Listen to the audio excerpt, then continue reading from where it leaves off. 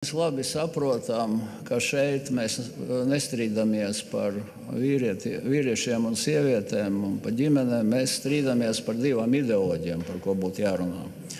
Un skaidrs, ka latviešu sabiedrība, un es domāju, to nenolieks ne jaunā vienotība, ne progresīvie, kā kultūra marksismu un woke ideoloģiju no vienas puses atbalsta varbūt 10 līdz 20%, un tas ir arī dabīgi šīs Saeimas sastāvs.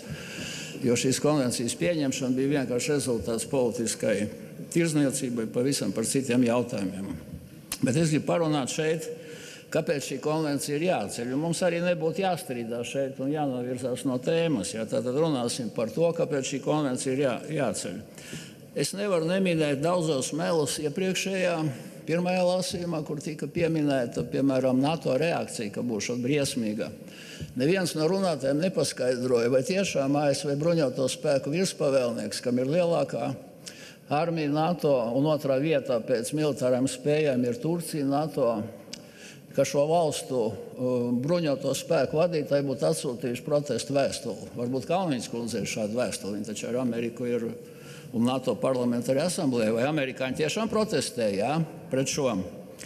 Tad nevajadzētu šeit melot. Latviešu tautai, tagad drusim pa ideoloģiju, kāpēc jānoraida. Latviešu tautai nav dzīves ziņa iet pa ielām un demonstrēt savu seksuālo orientāciju. Tā piemīt, teiksim, ekstrēmi kreisām grupām ar kādiem 5–10%, un tas ir normāli. Mēs pret to neiebilstam. Ja? Tāpēc arī šeit vajadzētu godīgi pateikt, ka nav atbalsta nekādai Stambulas konvencijai un ārkārtīgi apkaunojuši, ka tiek iesaistīts administratīvais resurss un tiek iesaistīti bērni. Es vakar redzēju ne tikai nepilngadīgos, kas tur bija milzīgā vairumā, bet arī bērnus. Ja? Tātad šī ideoloģija caur masu medijiem tiek iefiltrēta sabiedrības apziņā. Pareizi.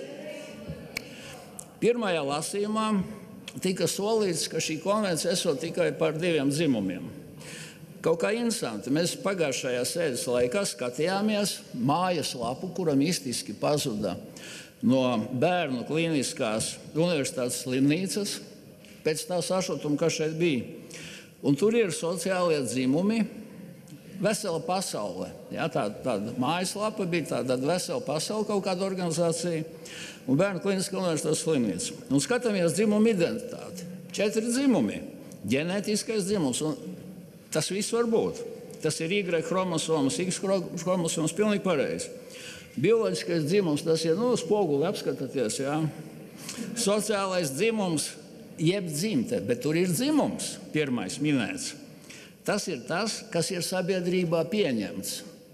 Tas ir tās lomas, kuras šī konvencija grib mainīt, par to vajag runāt. Un ceturtais ir psiholoģiskais dzimums, jeb iedomas. Iedomas veselā prātā ir vienas iedomas, traumētā prātā ir citas, un slimā prātā viņš ir pavisam savādāks. Varētu teikt tā, labi, tas ir viens kaut kāds viedoklis, bet tur ir pieliktas 2 filmiņas klāt. LGBT 101+, jā. Tā filmiņa tika izņemta, man viņa nokopēta, tātad katrs šeit varēs pienākt telefonu, es parādīšu. Un tur ir skaidri un gaiši 9 dzimumi. Nākiet atspēkot, kāpēc tad pēc Stambulas konvencijas parādās pēkšņi šādas mājas lapas, kuras jāskatās bērnu vecākiem, un tur ir aicinājums, ka ja bērns jūt kaut kādas šaubas, viņš ir saskatījies filmas, kur LSM, teiksim, medijos dāsni rāda par divu zēnu mīlestību vakaros. Ja? Viņam varbūt šaubas ir pa sevi, un tur ir teikts, nākiet pie mums ir speciālisti. Tur nav teikts, kaut ko piešūs nogriezīs, ja? Mums ir speciālisti. Dzimumi ir šādi, es uzskaitu, ja tas nav mans izdevums. Kirsteņkungs, lūdzu par priekšlikumu. Tāpēc šī konvencija jānoraida, cienījamā priekšsēdētāja, ka tiek minēti fiktīvi dzimumi, lesbietes, geji, biseksuāļi, transgenderi, interseksuāļi, aseksuāļi, kaut kādi vēl questioning, es nezinu, neilī, kas tie tādi ir, ja?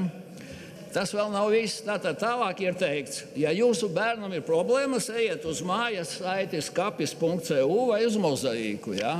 Nevis pie normāla ārsta kaut kāda. Labi. Vakardien es jau teicu, kāpēc tur ir nepilngadīgi jau mazie bērni un lielā skaitā?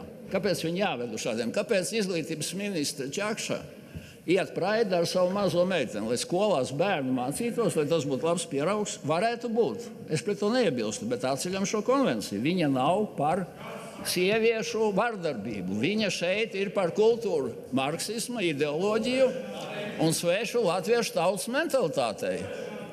Nākošais. Jūs teiksiet, labi, tas ir izņēmums. Latvijas universitātē tika ieviesta programma dzimtes studijas. Tāds Igors Gubenko, homoseksuālis slavens, kas arī var būt, jā, bet viņš atklāti reklamē 5 dzimumus lekcijās. Atklāti reklamē studentiem 5 dzimumus. Pie kam piebilst, jā? Man ir liecinieki, man studenti nākuši pie manis un teikuši, ka viņš personīgi domā, ka dzimumi ir vairāk. Nu, kādā veidā tas universitātēs? Pētergailis. Mācību materiālu skolotājiem vecākiem bērniem, kas ir jāmācā. Nu, visu to es netērēšu laiku šeit jūsu dārgo, bet man vislabāk patika, ka onkuļi ir jāsauc par ontēm, jo daudzi, ja viņš uzvēl kleitu, viņš ir ontē. Un tante ar pīpi un pielīmētu bārdu ir tankulis. Mācību līdzeklis latviešu bērniem bija pirms vairākiem gadiem, vēl atceramies, bija Viņķeles kundzes mēģinājums ar tām grāmatiņām par valsts naudu kopā ar Zviedru finansēto naudu nodrukāts latviešu valodā. Nu, tur pa Kārļiem un Karlīnēm, un tad sabiedrības sašutumā nāca cits izglītības ministrs stāstīja, ziniet, tas ir bijis tikai tā, nu, kā viens no mācību līdzekļiem. Jā, tātad šī ideoloģija, bērnu indoktrinācija, administratīvā resursa izmantošana un mediji. Vakardien mēs redzot, ka nevar ievēlēt kārtējo, teiksim, kultūru marksismu, kā 3. locekli padomē, jā, uzreiz uz nedēļu atliek progresīvi. Un pēdējais. Jaunā vienotība. Nu, jums ir iekšlietu ministrija, mums ir pieņemta Saeimā, mums ir pieņemts lēmums, kas ir labāks par šo Stambulas konvenciju. Un jūs nākiet šeit un sakiet, ka jūs neticiet savam iekšlietu ministram un ka jūs neticiet Saeimas lēmumam. Ja? Aicinu noraidīt šo konvenciju kā pretēji latviešu tautas dzīves ziņai un vēsturiskai kultūrai. Paldies!